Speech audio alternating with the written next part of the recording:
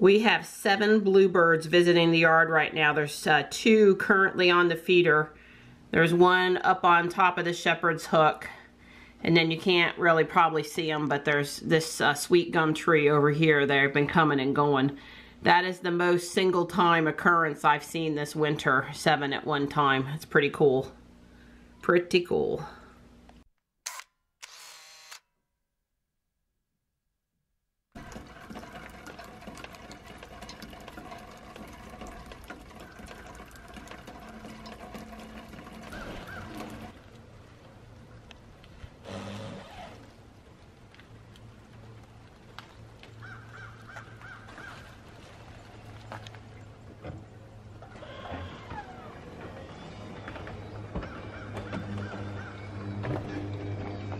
Thank you, Donnie.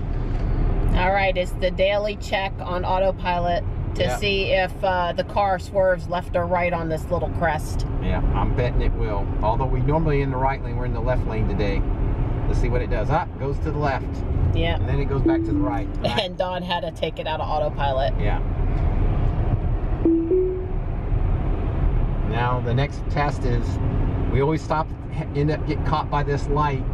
And it doesn't ever see the cars until like the last possible second. Well, if the cars are moving, it sees them stop just fine. But if you come up and they're already stopped, it doesn't necessarily see them and you have to stop. So the car is braking just fine in this case. Yeah, the car right here in front of us, it sees it. So that it did very well. So I would say there's been no significant improvement to autopilot. It's not using more cameras or something at this point. It's behaving the same on this same stretch of road that it has been. Right. So we had an update go on last night, and the release notes just tell us about the automatic wipers beta and improved easy entry. So I would say these is the same release notes as the last update or 2 possibly, and there's no help there for us. So what? Yeah, this is the 2018.2 update. So Don and I are in the car headed to Crabtree Valley Mall. I have a 2:20 appointment at the Genius Bar to get a new battery put in my iPhone 6. I think this is the first battery in this phone. It might be the second, I don't know. I regularly, every 12 to 18 months, have to get a battery put in one of the iPhones. Joey always has my hand-me-down. I know when I handed him that phone, the iPhone 5, I had a battery put in it right before I gave it to him. So this is not my first go around with Apple and batteries. However, it's not going to be $80 this time. It's going to be $30. I can live with that. That's a lot more reasonable. Today's Valentine's Day photo features a verse from 1 Corinthians chapter 13. I took the picture, which is some illuminated glass, and then added the text on in Photoshop. All right, here we are again, the Apple store. So I'm leaving without a new battery. All we got to do was order a battery, and now we have to wait another couple of weeks. So this battery, this phone has had 1,538 charges, and they rate the battery for 500 charges, which is why driving in the car and sitting on the couch, it's plugged in almost all the time now. So I can live with the plugging in. I can't live with them having slowed my phone down, so I can't use it anymore. But so I'm pouty faced and I'm not happy, but I can't do anything about it except come back in 2 weeks. So if you need a new battery in your iPhone, don't just show up and don't just go online and try to schedule an appointment. Call and make sure they order the battery, so when you go to your Apple store, it's there waiting for you. So the special Pikachu with the surf move is actually here at the mall. There's a special Pokemon Go Community Day event. So while Don's waiting for me to catch Pikachus here, you said what, Donnie? I counted the number of tables in there. There's 17 tables, and I estimate there's 6 to 8 people on average at each table. Plus, there's a table with computers, and there's probably 10 to 12 computers minimum at that, and they all have somebody at them. And then there's a series of little stools, kind of like in a semicircle amphitheater kind of thing. Sorry. Every little stool is full So I estimate there's 300 people in that Apple store. And that's about what I said last weekend there were in the Apple store. And the key thing is the people, they're walking out and they all are carrying a little Apple bag. So it isn't just browsing traffic. Yeah, they're actually walking in there and walking out with these little Apple bags. So they're buying something. So there may be malls all over America not doing too good, but Crabtree Valley Mall here in Raleigh is not one of them. The mall in Cary, dead. Stores closed. You know, basically nobody goes there anymore, but not this mall. So, Operation Get a New Battery in My iPhone, a no-go, but Operation Catch the Special Pikachu with the surf move, now that was a success because they were popping all over the place in Crabtree Valley Mall. Yeah, so we're back in Ruby now, and it's 55 out there and pleasant, very pleasant. Of course it's dripping everywhere, but it's sunny and warm. That's nice. Wow, Don surprised me. He's brought me over to the NC Museum of Art, and he's gonna let us take a little hike around the outside art exhibits, which we've done before, but not in a long time. That would be awesome. Don says they left this old smokestack tower here for the chimney sweeps. So it's just basically a roosting spot for birds. And it's not unattractive in the landscape. Because there's not so many chimneys anymore, that's actually affecting the chimney sweeps. Huh. All those things Don reads in the newspaper. Right. Don says he thinks the wood on this deck platform is teak. Yeah.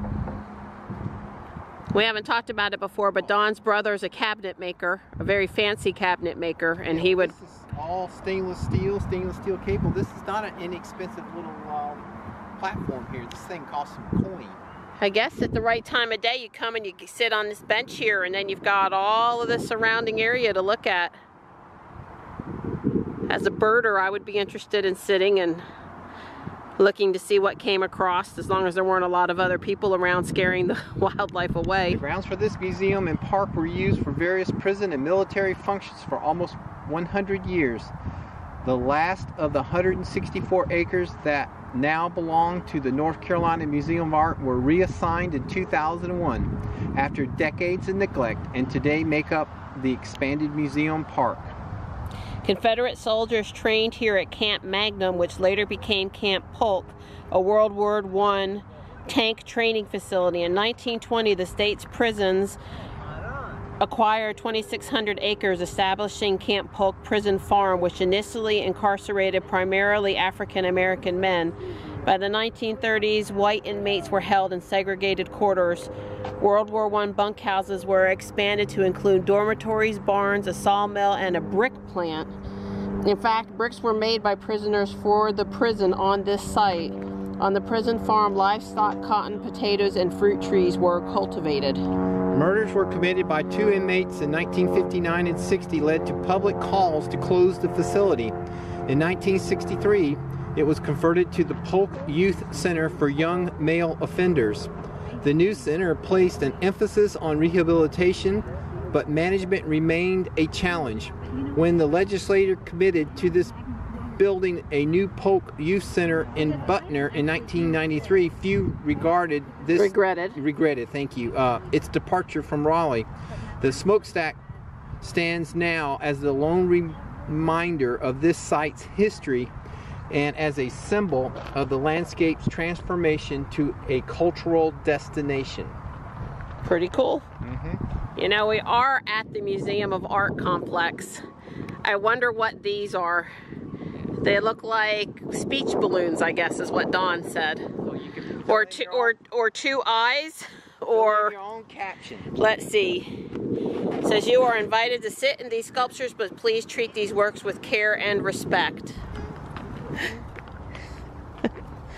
Woo! I'm gonna wear those shoes out. I know. It's so cute. You're not the only one that had this idea. So you can get a really good view of the art trail from this location, and my absolute favorite thing in the whole trail is the Stargate loop. Actually, I guess there's 3 of them down there, but yeah, that's my favorite thing out here. So Liddell Moe, a South African artist born in 1971, created this sculpture made of concrete. It's supposed to be a larger-than-life human that has collapsed. And the name of the work is Collapse. Dawn says going down this hill is no problem, but this may be how we feel when we come back up the hill. Laying down. So there's a nice little water area down here. A lot of people come out here to run, not just to walk. Yeah, but we've gotten down here to the Stargate now, the triple Stargate. So the rings are called Geyer, and they're by Thomas Sayre, an American born in 1950. He used a backhoe to dig the 3 trenches, and then later on a crane lifted the rings in.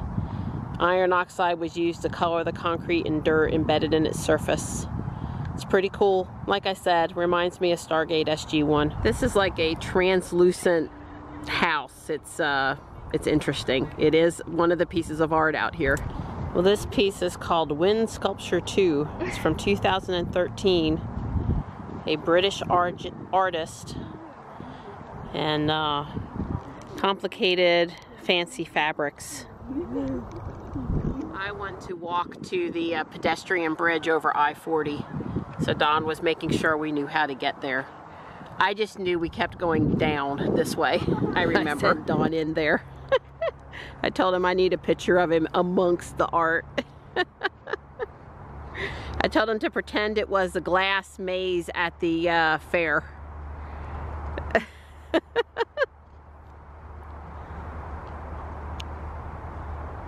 This one is called Open Mind Barricades 2004 metal. And he imagines visitors walking through the maze as being like neurons interacting inside the brain. So I guess if you look at this picture up here from on top, you can see that when you're looking down upon this piece of art, it does kind of look like a brain. Interesting. I'm sure this is a favorite with children that come out here. Gotta be, right?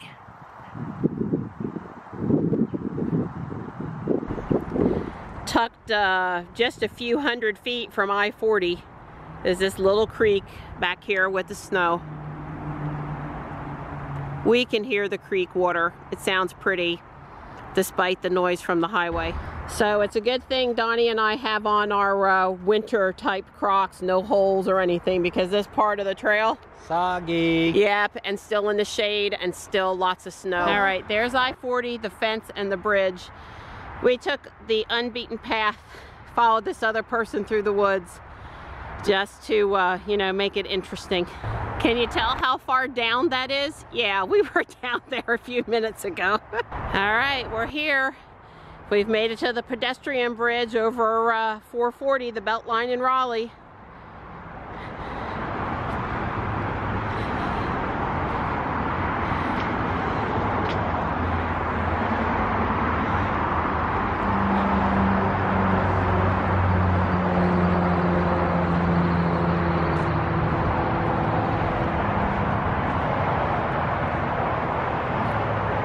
Yeah, this would be a great place to take light trail pictures at night.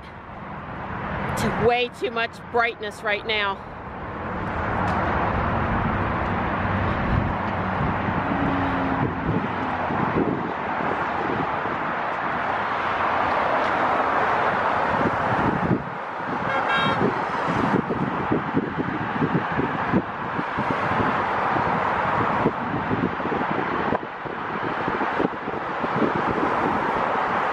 Says the lights on the bridge are LEDs. He wants you to know that.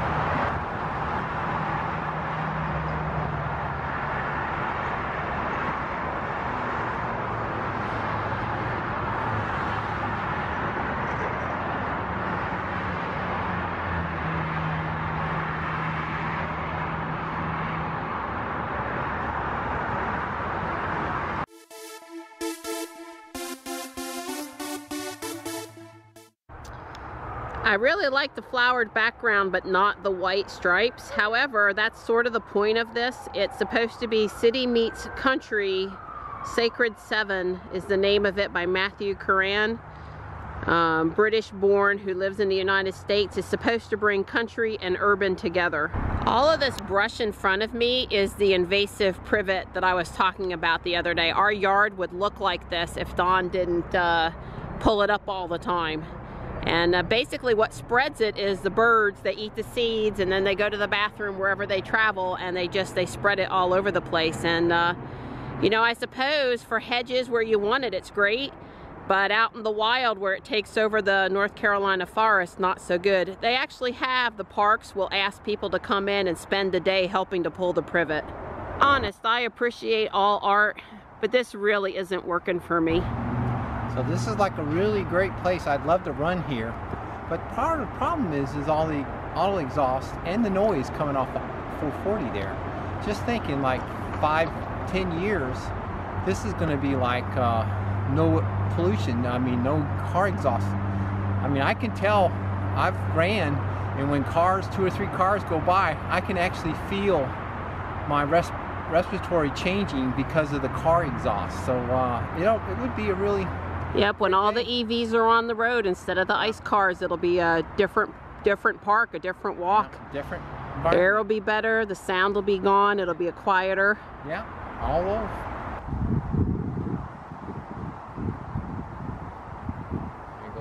Getting crossing? Yep. Thought there was a third one. Go. Simpson's multicolored whirligig or wind machine consists of 40 separate movable elements, fans, blades, propellers, wheels, and more, enabling it to take flight with even the slightest breeze. Recycling discarded parts from cars, bicycles, farm machinery, street lights, and highway signs, Simpson transformed cast-off objects and industrial materials into whimsical, dancing, spinning wind machines. There is now a whirligig park with all these guys' pieces of art. Yeah, this in Wilson, right? Yeah. Well, he's a North Wallace Carolina Simpson. North Carolina artist. He's from Wilson. Yeah, on our bucket list is to go over to Wilson and check out the whirligig park. Yeah, they restored it. Yeah, they took all of his stuff and they repainted it. It had been up for a while and turned it into an official park.